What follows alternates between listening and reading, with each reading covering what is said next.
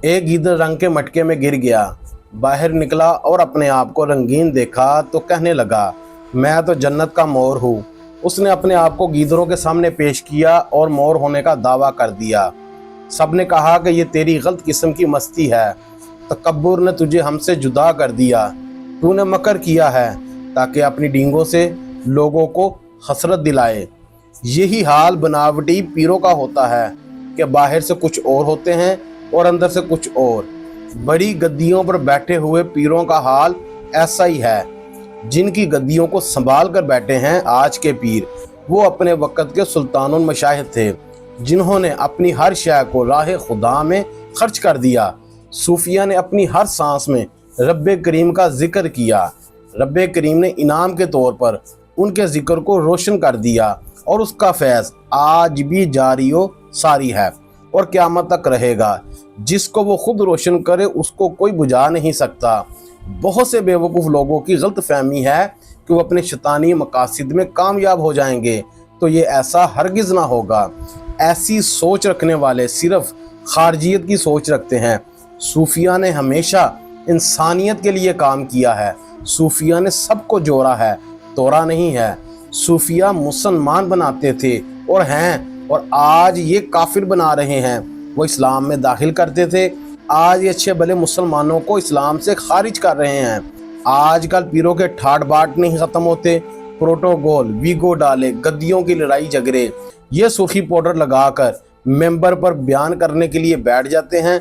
नमाज पढ़ रहे हैं तो वीडियो लगाई जाती है, शादी ब्याह की तकरीबात की जाती है, उनकी वीडियोस को लगाया जाता है। कैसे ठाट बाट से पैसों की नुमाइश की जाती है। ये सूफिया का काम नहीं। सूफिया तो सिर्फ राह खुदा में लुट जाने का नाम है, ना कि जमा करने का।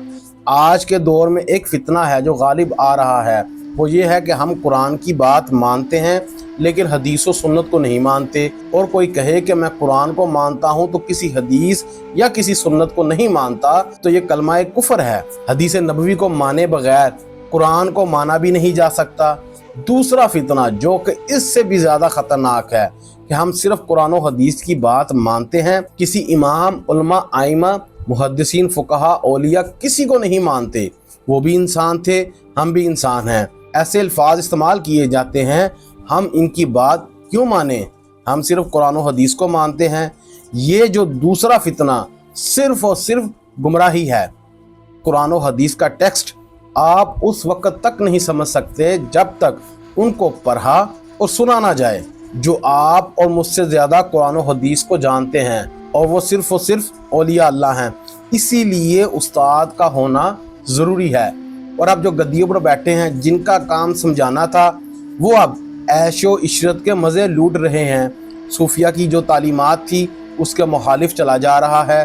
कई ऐसी बड़ी गद्दियों के सजादा नशीन हैं जो कि सियासत से वाबस्ता हैं, सियासत भी कर रहे हैं और अवाम को बेवकूफ़ भी बना रहे हैं।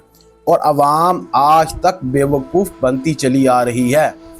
पूछो इनसे ये पैसा कहाँ से आया, ये ठाठ बाट, ये गाड़ियाँ, ये बंगले, ज़मीनें, जायदादें, ऐशो इशरत के मज़े ले रहे हैं। पूछो इनसे फ़कीरी क्या है, दरवेशी क्या है, सूफिया की तालीमात क्या है। ये क्या बताएंगे जिनके अंदर दुनिया कूट कूट कर भरी हुई है। कोई अमेरिका बैठा है तो कोई कनाडा, और यहाँ मुरीदैन हाथ बांध कर इनके सामने खड़े हैं। इन्होंने फ़कीरी का मजाक बनाकर रख दिया है। फ़ख्र तो सरकार मदीना का फ़ख्र है। इन्हीं की वजह से नादान और बेवकूफ़ लोग सूफिया पर तोहमत, फजूल लग़वियात बोलते हैं। जिसको समझ बूझ भी नहीं, वो सोशल मीडिया पर बैठकर अपनी फजूल लग़वियात अपलोड कर देता है और बहकाना शुरू कर देता है। बस इतना सा काम रह गया है। बहरहाल रब्बे करीम हमको बुग़्ज़े रसूल, बुग़्ज़े अहले बैत और बुग़्ज़े औलिया अल्लाह के शर से बचाए। हमें औलिया अल्लाह से मोहब्बत करने और उनके नक्शे कदम पर चलने की तौफ़ीक़ अता फ़रमाए।